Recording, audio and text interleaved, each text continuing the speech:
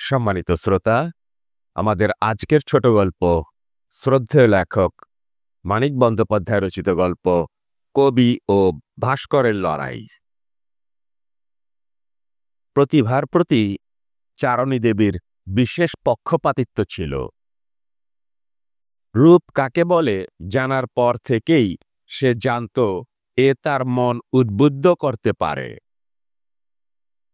অল্প বয়স থেকে এই ধরনের একটা জ্ঞান মনের মধ্যে পুষে রাখার ফলে চারণীর ধারণা জন্মে গিয়েছিল যে একটি বিশেষ বৃহৎ প্রতিভাকে বৃহত্তর প্রতিভায় পরিবর্তিত করার জন্যে সে পৃথিবীতে এসেছে। তার নারী জীবনের উদ্দেশ্য, লক্ষ্য ও সার্থকতা সন্তান পালনের মতো প্রতিভার প্রতিপালনে। অবিকল এই উদ্দেশ্যের উপযুক্ত করে চারণী নিজেকে গড়ে তুলেছিল।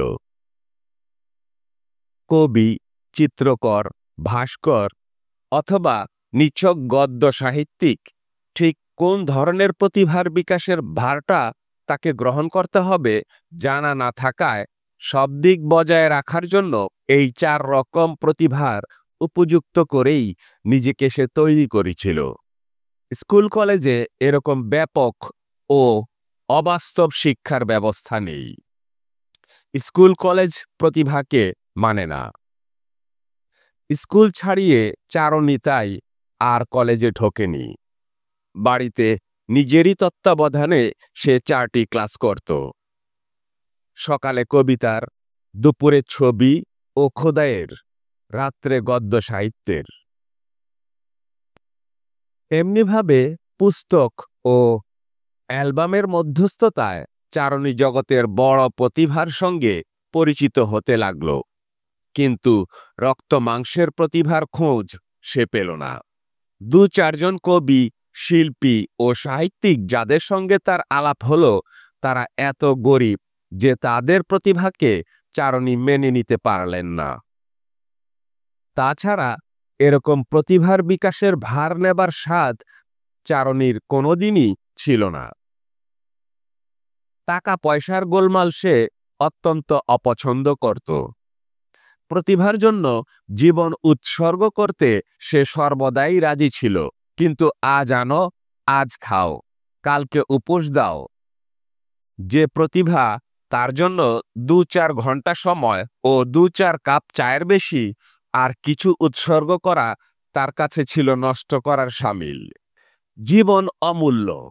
2-5টা ফালতু জীবনও মানুষের থাকে না যে নষ্ট করা চলে। চারণী তাই তার পরিচিত গরিব প্রতিভাগুলির পাশ কাটিয়ে চলত। সুতরাং পাশে পাশে চলবার মতো প্রতিভাও সে আবিষ্কার করতে পারত না। বেড়ে বেড়ে চারণীর বয়স যখন হলো 21 এবং তার ক্ষীণ আর্টিস্টিক দেহটি একটু স্থূল হয়ে উঠবার উপক্রম করলে তখন ভয় পেয়ে ও হতাশ হয়ে প্রতিভা চিনির বোঝাবাহী এক ভাষাতত্ত্বের অধ্যাপকের কাছে নিজেকে সমর্পণ করে দেওয়া সে প্রায় স্থির করে ফেলল। এমন সময় প্রায় একসঙ্গে 2 জন ধনবান, রূপবান, বলবান প্রতিভার আবির্ভাবে চারণীর জীবনে একটা খণ্ড প্রলয় হয়ে গেল। প্রথম এলো অরবিন্দ, উদীয়মান ভাস্কর। তারপর অরবিন্দের সঙ্গে চারণীর বিয়ের কথা যখন পাকা হয়ে এসেছে তখন এলো মহাব্রত, উদীয়মান কবি। দুজনেই প্রতিভা। মরবার আগে সাগর পারে 2-4 জন ভক্ত না রেখে ওরা কেউ মরবে না এটুকু নিঃসন্দেহ। চারণীর ভারী বিপদ হলো। 2টি প্রতিভা স্রোতের সম্পর্কে যে ঘূর্ণাবর্ত সৃষ্টি হলো তাতে পাক খেয়ে খেয়ে তার মাথা এমনই গুলিয়ে গেল যে সে কোনো মতেই ঠিক করতে পারলে না কোন স্রোতে ভেসে যাবে। আসলে চারণীর একেবারেই মনের জোর ছিল না। যখন যে প্রতিভাটি তার কাছে থাকত তার মনে হতো তাকেই সে ভালোবাসে। দুজনের দুরকম কিন্তু প্রায় সমান জোরালো ব্যক্তিত্ব দিনের মধ্যে অন্তত 10 বার তাকে পেন্ডুলামের মতো এদিক ওদিক দোলাত। আর বাকি সময়টা দুজনের সমান আকর্ষণ অনুভব করে তার মনে হতো নিজেকে চুলচেরা দুভাগে ভাগ না করে ফেললে এ টানাটানি সমস্যার মীমাংসা নেই। আগে এসেছিল বলে অরবিন্দের কিছু কিছু দখলি সত্ত্ব জন্মেছিল, কিন্তু মহাব্রত একরকম কথা বলেই তা বাতিল করে দিল।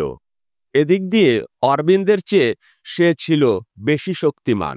আশ্চর্য ছিল তার কথা বলার ক্ষমতা, তার বক্তব্য রূপ নিত বক্তৃতার, এবং তাতে যেখানে অখণ্ডনীয় যুক্তি থাকতো না সেখানে থাকতো বেগবতী আবেগ, আর যেখানে বেগবতী আবেগ থাকতো না সেখানে থাকতো অখণ্ডনীয় যুক্তি। 10 মিনিট তার কথা শুনে চারণী ভেসে যেত। তার আর বিন্দুমাত্র সন্দেহ থাকতো না যে তার জীবনের একমাত্র উদ্দেশ্য, লক্ষ্য ও সার্থকতা এই বিস্ময়কর মুখর কবি প্রতিভাকে সন্তানের মতো প্রতিপালন করা। মহাব্রত চলে যাবার পর অরবিন্দের আবির্ভাব ঘটা পর্যন্ত চারণী উত্তেজিত হয়ে থাকত। অরবিন্দ এসে বেশি কথা বলতো না, যা বলতো তাও মৃদু স্বরে, যার প্রধান সুরটা হতো আদরের। মাঝে মাঝে চোখ তুলে তাকিয়ে সে ম্লানভাবে একটু হাসত। দেখে চারণীর মন যেত গলে। তার মনে হতো মহাব্রতের মুখর প্রেমের চেয়ে অরবিন্দের নিঃশব্দ ভালোবাসা ঢের বেশি কাব্যময়। মহাব্রতের উপস্থিতি অস্বাভাবিক, উন্মাদনাকর। অরবিন্দের কাছে বসে থাকার চেয়ে স্বাভাবিক কিছু নেই।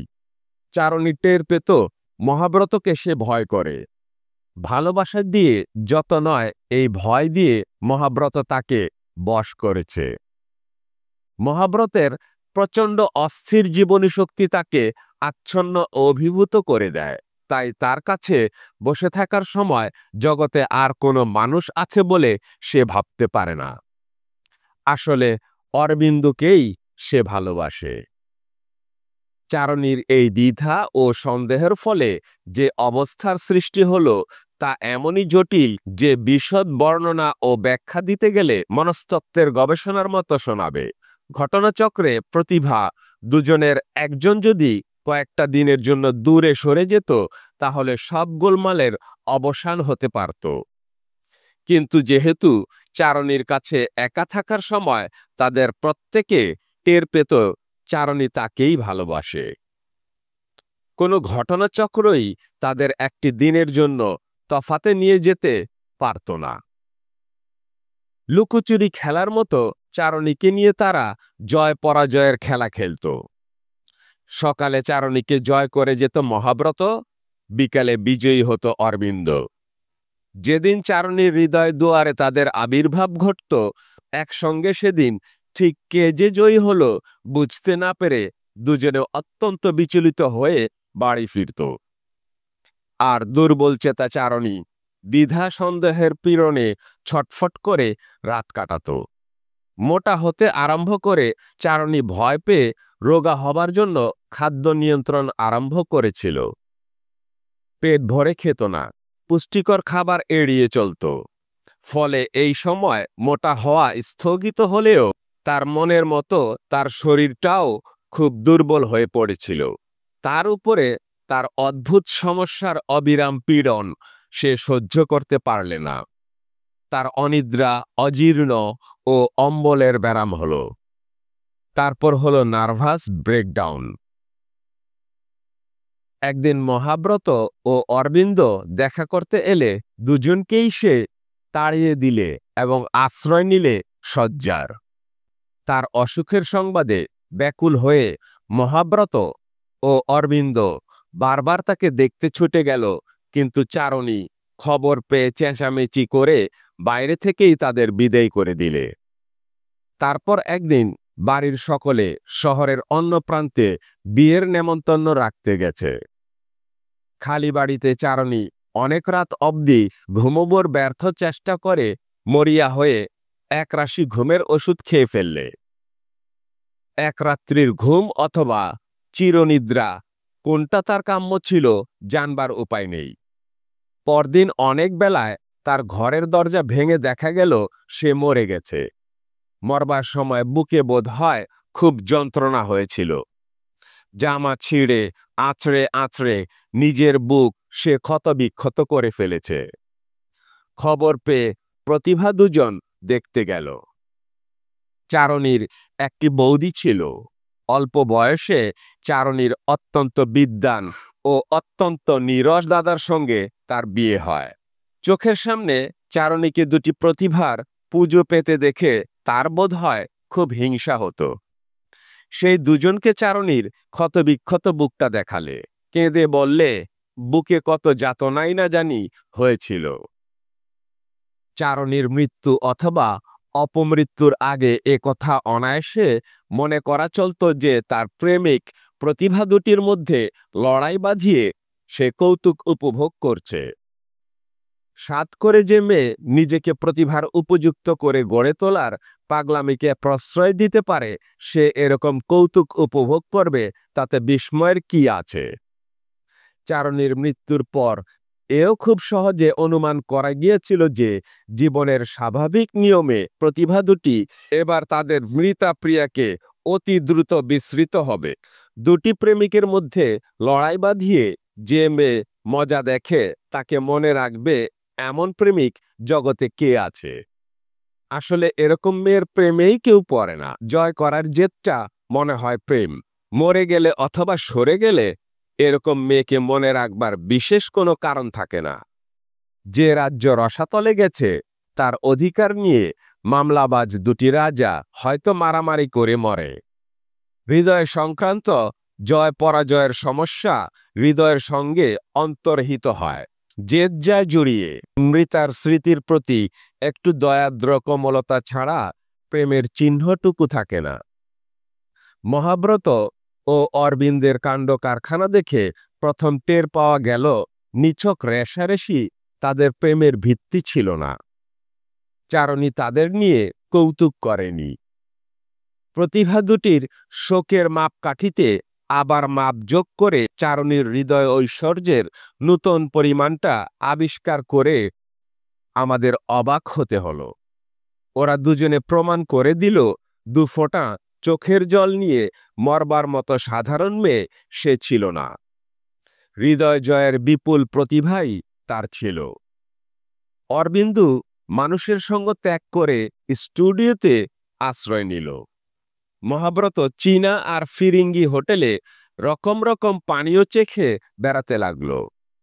একজন শুকিয়ে যেতে লাগলো ঘরের কোণে নীরবে, আরেকজন শুকিয়ে যেতে লাগলো বাইরে হইচই করে। লড়াই যেন তাদের থামেনি। প্রকৃতিগত বৈশিষ্ট্য বজায় রেখে তারা যেন চারণীর জন্য পাল্লা দিয়ে শোক করতে লাগলো। তাদের প্রতিভায় যারা সন্দেহ করত, এবার তাদের সন্দেহ দূর হলো। অল্প বিস্তর উন্মত্ততা প্রতিভার সবচেয়ে বড় প্রমাণ। তাদের এই অসামাজিক অস্বাভাবিক জীবনযাপনে আত্মীয় স্বজন ব্যথিত হলো, প্রতিবাদ করল। বন্ধুবান্ধব হাসি গল্পের আড্ডায় টানবার চেষ্টা করল, কিন্তু তাদের নির্লিপ্ত ভাব অব্যাহত রইল। হাসতে না জানলে এই জগতে বন্ধু টেকে না। দুজনের মনোবিকার সহ্য করতে না পেরে বন্ধুরা তাদের রেহাই দিল। ব্যর্থ হয়ে হাল ছাড়ল আত্মীয় স্বজন। শহরের লক্ষ লক্ষ মানুষের মধ্যে তারা নিঃসঙ্গ হয়ে গেল। কেবল একজন পরের সুখ দুঃখ নিয়ে নাড়াচাড়া করার প্রবৃত্তি যার মজ্জাগত, সেই জোকের মতো দুজনের পিছনে লেগে রইল। সে চারণীর ঈর্ষাতুরা বৌদি প্রিয়ংবদা। কানা ঘুষায় এদের ব্যাপারে শুনে সে যেদিন জানতে পারল ভালোবাসার চোটে তার ননদটিকে মেরে শোকের চোটে এবার এরা নিজেদের মারছে, সেদিন দারোয়ান পাঠিয়ে দুজনকে সে করল নেমন্তন্ন। কিন্তু এরা কেউ গেল না। তাতে অপমান বোধ করে প্রিয়ংবদা দিন 15 আর উচ্চবাচ্য করল না। কিন্তু পরের সুখ দুঃখের কারবার আয়ত্ত করার কৌতূহল প্রিয়ংবদার বড় তীব্র। 15 দিন উঠতে বসতে যতবার তার মনে হলো একটা লায়লা ও দুটি মজনুর আবির্ভাবের মতো বিস্ময়কর ব্যাপার তার আশেপাশেই ঘটেছে, অথচ সময় মতো ব্যাপারটা সে ভালো করে অধ্যয়ন করেনি, ততবারই তার মধ্যে কেমন করে উঠতে লাগলো। সে আবার দারোয়ান পাঠালো। এবার এরা দুজনেই নেমন্তন্ন গ্রহণ করল, কিন্তু নেমন্তন্ন রাখতে ভুলে গেল। তৃতীয়বার প্রিয়ংবদা দারোয়ানের হাতে দুজনকে কড়া মিঠে এমনই একটা অদ্ভুত চিঠি পাঠালো যে সেদিন বিকেল হবার আগেই দুজনে তাদের বাড়ি গেল। চারণীর মৃত্যুর পর চারণীর বাড়িরই বসবার ঘরে, যেখানে দেওয়ালের গায়ে চারণীর ফটো ছিল আর চারণীর হাতে আঁকা ছবি ছিল, আর অর্গানে চারণীর গান স্তব্ধ হয়েছিল, আর আবহাওয়ায় চারণীর হাসির রেশ ছিল, সেইখানে প্রিয়ংবদার মধ্যস্থতায় কবি ও ভাস্করের দেখা হলো। পরস্পরকে দেখে প্রথমে তারা স্ত্রীলোকের মতো হিংসা ও বিদ্বেষ অনুভব করল। দুজনেরই মনে হলো গলা টিপে একটা মানুষকে হত্যা করতে পারলে তাদের সুখের সীমা থাকবে না। তারপর এই পাশবিক ইচ্ছার জন্য লজ্জায় তারা খানিকক্ষণ আড়ষ্ট হয়ে রইল। তারও পরে তাদের দুজনের প্রত্যেকে স্থির করে নিল যে না, বাস্তব জগতে তাদের শত্রুতা নেই। চারণীর দেহটা অদৃশ্য হয়েছে সত্য, কিন্তু চারণীর প্রেম সে পেয়েছিল। সুতরাং আধ্যাত্মিক পরাজয়ের গ্লানিতে দগ্ধ হয়ে যে জীর্ণ শীর্ণ হয়ে গেছে, তার সঙ্গে আর বিবাদ কিসের? প্রত্যেকে এইরকম ভেবে পরস্পরকে তারা ক্ষমা করল। অরবিন্দ বলল, নতুন কবিতা কিছু লিখলেন? মরুনন্দিনীর কবিতাগুলি বড় ভালো লেগেছিল। মিশ্রির মতো জমাট বাঁধা রস, তবে ঝাঁঝটা একটু বেশি। অ্যামোনিয়ার মতো বড় বেশি অভিভূত করে দেয়। মহাব্রত বললে, অল্প বয়সের লেখা, ঝাঁঝটাই তখন বেশি ছিল, নতুন কিছু লিখিনি। আপনি নতুন কিছুতে হাত দিয়েছেন? গতবার বোম্বের এক্সিবিশনে আপনার উর্বশী দেখে মুগ্ধ হয়ে গিয়েছিলাম। এই ভাষা ভাষা ভদ্রতার আলাপ গড়িয়ে গড়িয়ে সন্ধ্যায় আলো জ্বালবার সময় এতদূর এগিয়ে গেল যে উপেক্ষিত প্রিয়ংবদা দেখে শুনে থ বনে গেল। কেবল এদের দুজনকে নেমন্তন্ন করলে খারাপ দেখাবে বলে সে আরো দু চারজনকে বলেছিল। সকলের হাসি গল্প গানের মাঝখানে এই দুই মহাশত্রু যে পরস্পরের মধ্যে এমন করে ডুবে যাবে, প্রিয়ংবদার তা কল্পনাতেও আসেনি। ওরা কি পাগল? চেহারা অবশ্য দুজনেরই অনেকটা পাগলের মতো। তবু ঘরে যতগুলি লোক আছে তাদের সকলের চেয়ে জ্ঞান ও বুদ্ধিতে ওরাই যে শ্রেষ্ঠ, তাতে সন্দেহ নেই। খণ্ড খণ্ড ঝাপসা জগৎ নিয়ে যাদের কারবার, ওদের চোখের দিকে তাকিয়ে সূর্যালোকের চেয়ে তীব্র আলোয় ঝলসানো সম্পূর্ণ এক একটা জগৎ দেখে তাদের ভয়ই করে। তবু ওরাই এরকম খাপছাড়া কাণ্ডগুলি ঘটায় কেন? তাছাড়া আলাপ করবে বলে সে ওদের নেমন্তন্ন করেছে, অথচ কথা কইলে জবাব পর্যন্ত দেয় না। খাওয়ার পর তার কাছে বিদায় না নিয়ে আলাপ করতে ওরা যখন চলে গেল, প্রিয়ংবদার মনে হলো সকলের সামনেই সে কেঁদে ফেলবে। তাদের ছাড়াছাড়ি হলো পথে। দুজনের মনের পরিচয় পেয়ে দুজনের কাছেই তারা তখন অবাধ হয়ে গেছে। সাধারণ মানুষের সঙ্গে তারা মিশতে পারে না, তাদের মনের গড়ন স্বতন্ত্র। তারা নিঃসঙ্গ জীবন যাপন করে। আজ আলাপ আলোচনার উপযোগী একটি সঙ্গী লাভ করে দুজনেই যেন তারা ধন্য হয়ে গেল। কথা রইল, পরদিন মহাব্রত অরবিন্দের স্টুডিও দেখতে আসবে, সঙ্গে আনবে তার অপ্রকাশিত কবিতা। অরবিন্দ কবিতা শুনবে, মহাব্রত দেখবে মর্মর মূর্তি। মহাব্রত সকালেই এলো, কথা ছিল বিকালে আসবার। চাকর প্রথমে সোজা জবাব দিল যে দেখা হবে না। তারপর মহাব্রতের প্রচণ্ড এক ধমক খেয়ে সে অরবিন্দের বোন পদ্মাকে ডেকে আনল। পদ্মা বলল যে সকালে তার দাদা কাজে ব্যস্ত থাকে, কারো সঙ্গে দেখা করে না। মহাব্রত রেগে আগুন হয়ে বলল, আমায় নিজে আসতে বলেছিল, দেখা করবে কি করবে না সে নিয়ে মাথা না ঘামিয়ে দয়া করে খবরটা দিন যে মহাব্রত এসেছে। পদ্মা বলল, আসতে বলেছিল তো আসুন, খবর দেবার আমার সময় নেই। চাকরের সঙ্গে মহাব্রতকে সে 4 তলায় অরবিন্দের স্টুডিওতে পাঠিয়ে দিল। স্টুডিওটা ধরলে বাড়িটাকে 4 তলা বলা চলে। আসলে 3 তলা বাড়ির ছাদে অরবিন্দ স্টুডিও বানিয়েছে। দেওয়াল ইটবালির চেয়ে কাচেরই বেশিরভাগ। মাথার উপরে স্কাইলাইটও আছে। আলোয় স্টুডিওর ভেতরটা ঝলমল করছিল। ভেতরে ঢুকে হঠাৎ যেন আহত হয়ে মহাব্রত দাঁড়িয়ে পড়ল। অরবিন্দ নিবিষ্ট চিত্তে চারণীকে রূপ দিচ্ছে। পাশে হাসি মুখে দাঁড়িয়ে আছে আরেকটি চারণী। সমাপ্ত ও অসম্পূর্ণ কয়েকটি মাটি ও পাথরের দর্শক স্টুডিওর এক কোণে ভিড় করে দাঁড়িয়ে তাই দেখছে। অরবিন্দ তার দিকে পিছন ফিরেছিল। তার আবির্ভাব সে টের পেল না। মহাব্রত অনেকক্ষণ দাঁড়িয়ে দাঁড়িয়ে হাস্যমুখী মর্মর শুভ্রা চারণীকে দেখল। মহাব্রতের সঙ্গে পরিচিত হওয়ার কদিনের মধ্যেই চারণীর জীবন সমস্যার ভারে পীড়িত হয়ে উঠেছিল। চারণীর অবাধ নির্মল হাসি ও চোখের সকৌতুক চাহনি দেখবার সুযোগ তার কখনো হয়নি। এই চারণীকে তার অচেনা মনে হল। তার অগোচরে চারণীর এই অভিব্যঞ্জনা ও ভঙ্গিমার সঙ্গে অরবিন্দের এতদূর ঘনিষ্ঠতা হয়েছিল যে পাথরে সে তা ফুটিয়ে তুলতে পেরেছে। একথা মনে করে মহাব্রতের হৃদয় ঈর্ষায় উদ্বেল হয়ে উঠল। চারণীর এই প্রতিমূর্তিতে অনেক খুঁত ছিল। সে খুঁতগুলিকে পর্যন্ত মহাব্রত চারণীর অদেখা রূপের বৈশিষ্ট্য বলে ভেবে নিল। তার কষ্টের সীমা রইল না। অরবিন্দ যখন তাকে দেখতে পেল, সে হাঁ করে চারণীর দিকে তাকিয়ে আছে। গত রাত্রির নিবিড় অন্তরঙ্গতা ভুলে গিয়ে অরবিন্দ প্রথমে খুব বিরক্ত হল। এমনকি খবর না জানিয়ে একেবারে স্টুডিওতে উঠে আসার জন্য কয়েকটা রূঢ় কথা তার ঠোঁটের কাছে এগিয়েও এলো। কথাগুলি চেপে নিয়ে সে বলল, কতক্ষণ এসেছেন? মহাব্রত বললে, এই খানিকক্ষণ। দুটো মূর্তি করেছেন কেন? এ প্রশ্নের জন্য একটু ভনিতার প্রয়োজন ছিল। অন্তত কিছুক্ষণ অন্য কথা বলে প্রশ্নটা উচ্চারণ করলেও আকস্মিকতা একটু কমত। কাল তারা ইঙ্গিতেও চারণীর সম্বন্ধে কোনো কথা বলেনি। অরবিন্দ বলল, এ মূর্তিটা ভালো হয়নি। মন শান্ত হবার আগেই কাজ আরম্ভ করেছিলাম।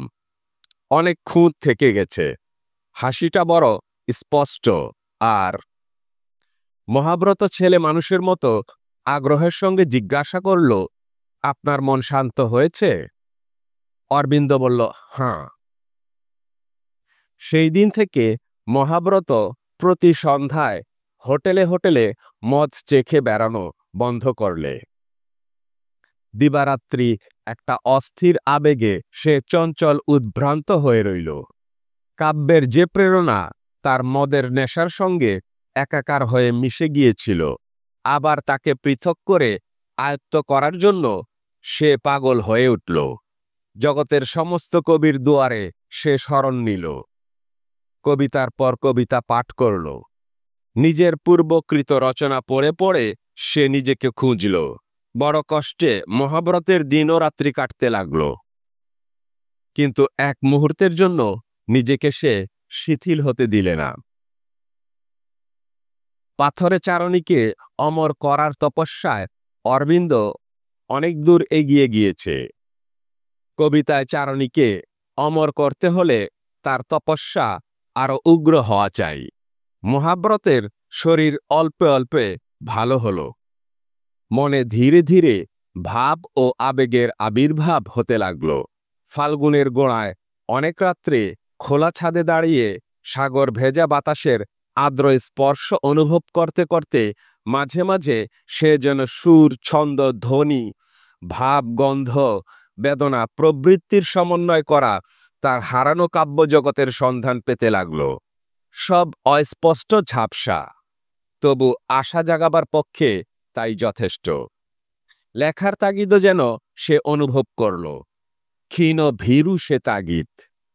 মহাব্রত তাতেই খুশি হল। তারপর চৈত্র মাসে একদিন রাত্রে সে চারণীকে স্মরণ করে লিখতে বসল স্মৃতিকাব্য।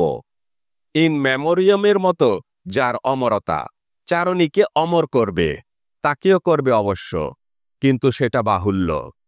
তার কোনো প্রতিকার নেই। পুরনো দিনের মতো কাগজপত্র ছড়িয়ে, বিদ্যুতের আলো নিভিয়ে, রূপোর দীপাধারে মোমবাতি জ্বালিয়ে সে লিখতে বসল।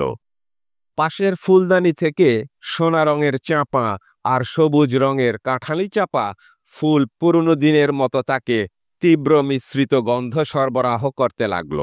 গভীর রাত্রির নিজস্ব ছাড়া ছাড়া শব্দ দিয়ে ভাগ করা যে স্তব্ধতায় আগে সে কবিতা লিখত, আজও সে স্তব্ধতাই তাকে ঘিরে রইল। কিন্তু এক লাইন কবিতা সে লিখতে পারল না। কলম হাতে করে যতক্ষণ সে ঈষৎ নীলাভ কাগজের দিকে চেয়ে রইল, তার সময় বেপে তার মনে জেগে রইল এই কথাটা যে চারণীকে অমরতা দেবার জন্য সে কবিতা লিখতে বসেছে। এই জ্ঞানকে মগ্ন চেতনায় তলিয়ে দিয়ে আসল কবিতাকে সে মনে আনতে পারল না। মহাব্রতর ভয় হল। পরদিন সে আবার লিখবার চেষ্টা করল। যে অবস্থায় সে তার শ্রেষ্ঠ কবিতা রচনা করেছে, তেমনি অনুকূল অবস্থাতেও আজ এক লাইন কবিতা তার মনে এলো না। কতগুলি জোর বিজোর শব্দ শুধু তার মনে ভেসে বেড়াতে লাগল। মহাব্রতর শান্তি নষ্ট হয়ে গেল। ভয়ে সে যেন মরার মতো হয়ে গেল। এ কোন দৃশ্য, দুর্বোধ্য শক্তি তার প্রকাশের পথ রোধ করে দাঁড়িয়েছে? তার কাব্যের উৎসমুখে শিলার মতো চেপে বসেছে। আর আত্মাকে অবরোধ করেছে কিসে? মহাব্রতর ঘুম এলো না বলে তার মদ খাবার ইচ্ছা হলো। বাড়ি থেকে মদের গন্ধটুকু বিতাড়িত করে দিয়েছিল বলে হঠাৎ সব দিক দিয়ে নিজেকে ব্যর্থ ও অসহায় মনে করে সে কাঁদল। সেদিন সকালে অরবিন্দের স্টুডিওতে চারণীকে দেখে সে টের পেয়েছিল চারণী অরবিন্দকে ভালোবাসত। তা না হলে অরবিন্দের জন্য সে অমন করে হাসবে কেন, অমন করে চাইবে কেন? সেদিন থেকে মহাব্রতের একটা স্বর্গ ভেঙে ধুলায় মাটিতে পড়েছে। চারণীর অমর স্মৃতিকাব্যটিও যদি সে লিখতে না পারে, সেই পরাজয় সে সহ্য করবে কি করে? বেঁচে থাকবে সে কিসের জন্য? বেঁচে থাকার উদ্দেশ্য অবশ্য জগতের সংখ্যাতীত, খুঁজলেও মেলে, না খুঁজলেও মেলে। কিন্তু মহাব্রত প্রতিভাবান কবি বলে চারণীর স্মৃতিকে অবলম্বন করে এক অমর ব্যথাকাব্য রচনা করা ছাড়া জীবনের আর কোনো উদ্দেশ্য দেখতে পেল না। এও সে ভুলে গেল যে উত্তেজিত অশান্ত মন নিয়ে অমর কাব্য রচনা করা যায় না। হেলামের মৃত্যুর 17 বছর পরে টেনিসনের ইন মেমোরিয়াম প্রকাশিত হয়। বন্ধুকে যখন কবি ভুলে গেছে, সুদূর অতীত নিয়তির রূঢ় আঘাতে প্রাপ্ত ভাবতরঙ্গের স্মৃতিটুকু মাত্র যখন কবির অবলম্বন। বন্ধুবিয়োগ বেদনা নয়, আর সে তো শুধু বন্ধু। নিজের মরণ ঘনিয়ে না এলে সুদূর অতীতে হৃদয় বিপর্যয় আনা স্মৃতিটুকু মাত্র মনে রেখে মৃতা প্রিয়াকে কে ভুলতে পারে, যে অমর স্মৃতিকাব্য লিখতে পারবে? করুণ রসে টৈটম্বুর কবিতা লেখা যায়।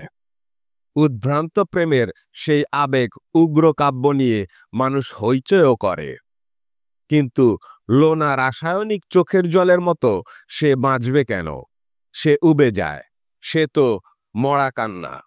প্রতিভাবান কবি হয়েও মহাব্রত এসব কথা যেন ভুলে গেল। জবরদস্তি করে পরপর কয়েক রাত্রি সে কাব্য লিখল, আর সকালে উঠে না পড়েই ছিঁড়ে ফেলল। তারপর সে শহর ছেড়ে গেল পালিয়ে। নানা দেশ ঘুরে মন একটু ঠান্ডা হয়ে এলে হঠাৎ একদিন তার মনে হলো, চারণীকে নিয়ে যে কারণে সে কবিতা লিখতে পারেনি, তা হয়তো এই যে তার কবি মন কাব্য রচনার অনুপযোগী স্মৃতিকে শুধু গ্রহণ করেছে। চারণীর জীবনে যে আবহাওয়া ছিল, সেটুকু বাস্তবতা সমস্ত কবি কল্পনার ভিত্তি। হয়তো সে তা হারিয়ে ফেলেছে। যেসব বস্তু ও বাস্তবতা চারণীকে ঘিরে ছিল, তাদের মাঝখানে বসে লিখলে সে লিখতে পারবে।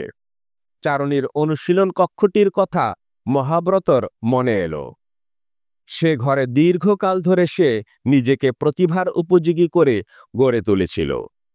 সেই ঘরে বসে সে ছবি আঁকত, কবিতা পড়ত, ভাস্কর্যের চর্চা করত, সাহিত্যের পরিচয় নিত। চারণীর আঁকা ছবি ও খোদাই করা মূর্তি, তার পড়া অসংখ্য বই, তার ব্যবহার করা অসংখ্য বস্তু সে ঘরে চারণীর স্বকীয়তাকে আজও ধরে রেখেছে। ওই ঘরে দুদণ্ড বসলে স্মৃতিকাব্যের আরম্ভটা হয়তো সে আয়ত্ত করতে পারবে।